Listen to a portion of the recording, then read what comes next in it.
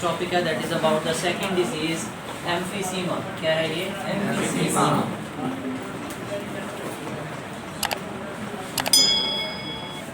एक आप कुछ बच्चे ना इसको एम्फीसीमिया पढ़ लेते हैं, वो जैसे आपने थैलेसीमिया पढ़ा था ना, और ल्यूकीमिया, थैलेसीमिया, वैसे आप जो है वो इसको एम्फीसीमा पढ़ लेते। कुछ बच्चे ना गर्दन हिला रहे हैं, नहीं नहीं नहीं, वो स्मार्ट सिलेबस में नहीं थी बेटे, वरना आपको पढ़ा देते आप ल्यूकीमिया क्या होती है, जिसको ब्लड कैंसर कहते हैं, और थैलेसीमिया भी। ये है हमारे पास एम्फीसीमा। क्लियर? इट इज़ अब जो पहली लाइन होगी ना हर डिजीज़ की, वो उसका इंट्रोडक्शन है। जैसे ब्रोंकाइटिस में हमने पहली लाइन में कह दिया था it is the inflammation, it is the inflammation. आज हम एम्फीसीमा में पहली लाइन में कह देंगे कि it is the destruction of walls of alveoli. ये है क्या? इसके इंट्रोडक्शन में क्या है? डिस्ट्रक्शन है। किस चीज़ की डिस्ट्रक्शन है? Of walls of alveoli. Alveoli किसे कहते हैं? आपने पढ़ा था फंक्शनल यूनिट है हमारे पास लंग्स में एल्वियोलाई, जहाँ पे गैसेस एक्सचेंज होती है। क्या होती है? अच्छा, अब destruction of walls of alveoli कैसे होती है वो आप लोगों ने खुद फैसले कर करके मुझे बताना है कि क्या होने जा रहा है। देखो, आपने कहा था एक थैली होती है cluster of pouches, cluster of pouches है।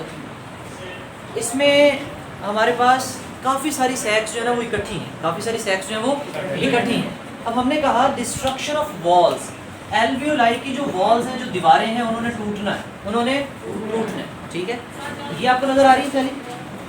अच्छा, लेट मैं कहता हूँ कि एक ये बन गई है, साइज में कहता हूँ लेट उतना ही है, जितनी ये है उतनी ही ये है, कंसीडर कर लो। चलो मैं इसको बड़ा कर देता हूँ।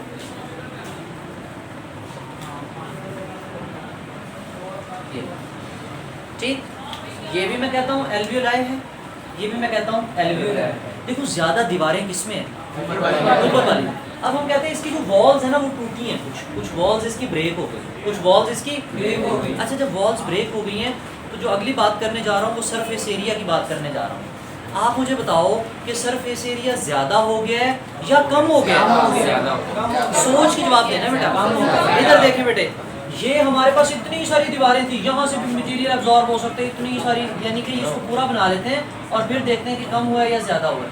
यानी यहाँ यहाँ यहाँ ये सारी जगह जो है ना, और इधर सिर्फ ये जगह है बस। सरफेस एरिया कम हो गया, ज़्यादा हो गया? कम हो गया, कम हो गया बेटा। सरफेस एरिया क्या हो गया? कम हो गया। ठीक है, तो यही बात हम यहाँ पे लिखेंगे कि emphysema is the destruction of walls of alveoli की दीवारें क्या हो जाती हैं? टूट जाती हैं, जिसके नतीजे में जो रेस्पिरेटरी सरफेस एरिया है, क्या है? रेस्पिरेटरी सरफेस एरिया, वो जगह, वो सरफेस जो रेस्पिरेशन के लिए इस्तेमाल होती थी, उसका सरफेस एरिया क्या हो गया? कम हो गया। गैसों का तबादला अच्छे से होगा या कम होगी? गैसेस एक्सचेंज कम होगी, तो लेस गैसियस एक्सचेंज होगा। क्या होगा? अच्छा, इसके अलावा अगर हम बात करें, सरफेस एरिया तो हो गया कम, सरफेस एरिया तो लंग कैपेसिटी इंक्रीज हो गई, डिक्रीज हो गई? हवा अंदर ज्यादा जाएगी, कम जाएगी? अच्छा, कहते हैं जो थोड़ी सी हवा जाती भी है, जब हम इनहेलेशन करते हैं, जब हम क्या करते हैं, सांस अंदर ले जाते हैं, चला गया एल्वियोलाई में, लेकिन जब हम उसको एक्सहेलेशन के लिए बाहर निकालने की कोशिश करते हैं तो एयर जो है वो ट्रैप कर जाती है। एयर क्या कर जाती है? किसके अंदर ट्रैप कर जाती है? लंग्स में। किसके बाद? After inhalation. ठीक है, जब इनहेलेशन करते हैं इसके बाद हवा अंदर रुक जाती है और वो हवा निकलती नहीं है फिर प्रॉपर, क्योंकि लंग की कैपेसिटी क्या हो जाती है? कम हो जाती है, और उसमें एल्वियोलाई की दीवारें भी क्या हो जाती हैं? ब्रेक हो जाती है। ठीक है, ये शायद आपकी बुक में एक्सहेलेशन का वर्ड भी मेंशन किया हो कि एक्सहेलेशन के बाद। ठीक है, यानी जब हम एक्सहेलेशन करते हो, ये ड्यूरिंग द एक्सहेलेशन, जब एक्सहेलेशन कर रहे होते तो उस वक्त प्रॉपर हवा बाहर नहीं निकल रही होती। या हम कह दें कि जब हम इनहेलेशन करते हैं तो इनहेलेशन के बाद हवा अंदर रुक जाती है, या हम कहें एक्सहेलेशन के बाद हवा प्रॉपर बाहर नहीं आती, तो दोनों बातें ठीक हो जाएंगी। ठीक है, उसके बाद अब इसके सिम्टम्स क्या आएंगी? What are the major symptoms? Symptoms किसे कहते हैं? अलामत। मैंने आपको कहा था एक अलामत तो तमाम रेस्पिरेटरी डिसऑर्डर में आती है, दैट इज कफ, खांसी जिसको हम कहते हैं। इसके अलावा क्या होगा? शॉर्टनेस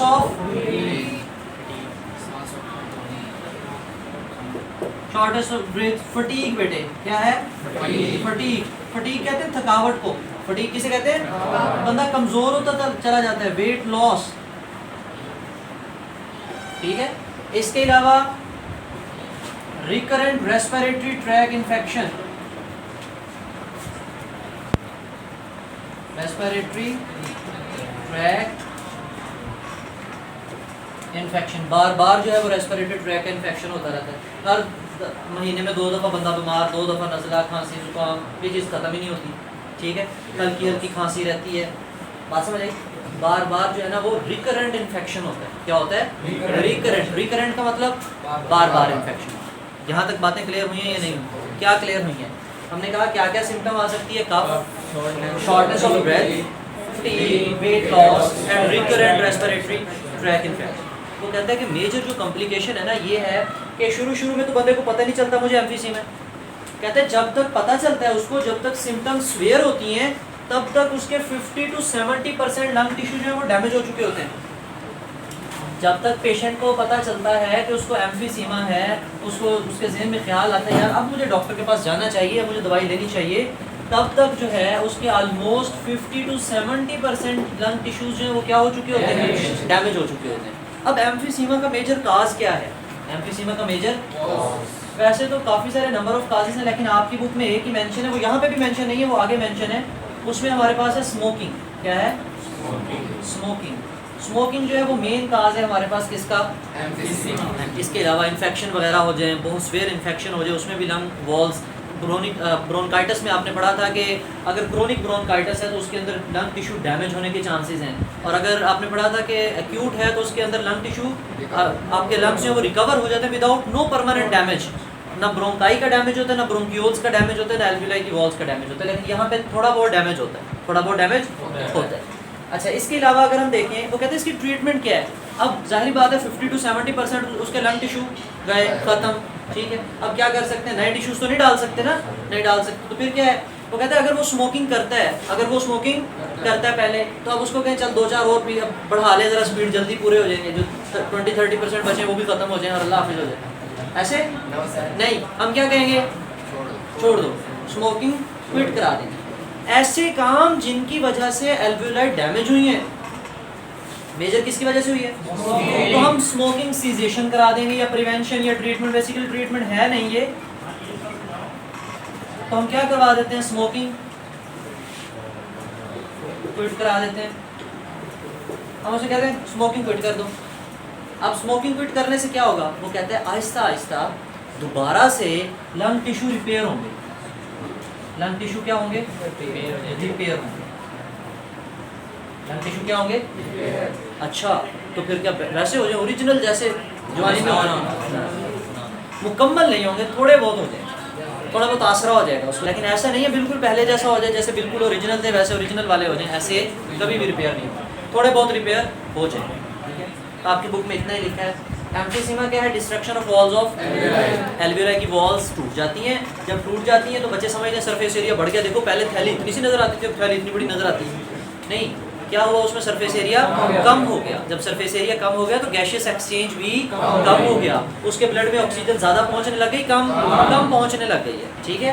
जिसके नतीजे में सिम्टम्स क्या आएंगी? Cough, shortness of breath, fatigue, weight loss, respiratory infection वगैरह, और 50 to 70% उसके लंग टिश्यू क्या हो चुके होंगे? डैमेज हो चुके होंगे। जब तक इन सिम्टम्स का, ये सिम्टम्स वेयर नहीं होती शुरू में, आहिस्ता आहिस्ता होती चली जाती हैं। अच्छा, काजेज में स्मोकिंग है, एंड देन पेज नंबर 12 निकालें शाबाश। Emphysema. Emphysema is the destruction of walls of, it results in the larger sacs but with less surface area for the exchange of gases. As the lung tissue breaks down, जैसे जैसे lung tissue टूटते हैं, the lungs do not come back to there after in exhalation करने के बाद फिर वो proper हवा उनसे बाहर नहीं निकलती, and air can not be pushed out and it is trapped in the lungs, ठीक है, बात समझ आई। अच्छा, उसके बाद वो कहता है कि सिम्टम्स क्या है? Symptoms of emphysema include shortness of breath, एक होता है BREADTH और एक होता है BREADTHE। उसका क्या मतलब होता है? जिसके आखिर में ई आता है। एक होता है ब्रेथ, सांस, एक होता है ब्रेथ, सांस लेना, ई वाला सांस लेना, ठीक है, बगैर ई वाला सिर्फ सांस। तो जहाँ पे सांस लेने की कमी नहीं, सांस की कमी, फटीग, थकावट, recurrent respiratory tract infection and weight loss. By the time of the symptoms of emphysema appear, जब तक हमें इन सिम्टम्स ये नुमायाँ होती हैं, हमें पता चलता है ये बंदा कमज़ोर हो रहा है, उसको भी पता चलता है मैं कमज़ोर हो रहा हूँ या ये प्रॉब्लम आते हैं, तो तब तक क्या होता है? It patient usually lost 50 to 70% of these are lung tissues. अब यहाँ पे वो ट्रीटमेंट नहीं लिखी जो मैंने आपको बताई है, लेकिन क्या 100% टिश्यू रिपेयर? काफ़ी हद तक, थोड़े से, ठीक है। यानी कि जो ये बहुत ज़्यादा सिम्टम्स है, इनसे थोड़ी सी उसकी जान छूट जाती है।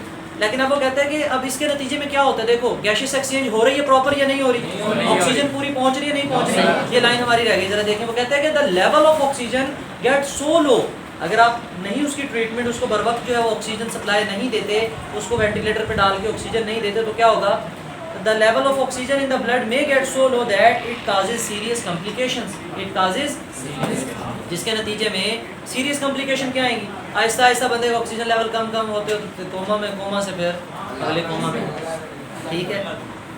और ये आप देखो ज़रा, दोनों डायग्राम्स बनाई हुई हैं, जिसके अंदर एक में नॉर्मल एल्वियोलाई दिखाई हैं, एक में टूटी हुई। जो टूटी हुई एल्वियोलाई है उनके अंदर जो स्पेस है वो ज़्यादा है, दीवारें कम हैं, ठीक है।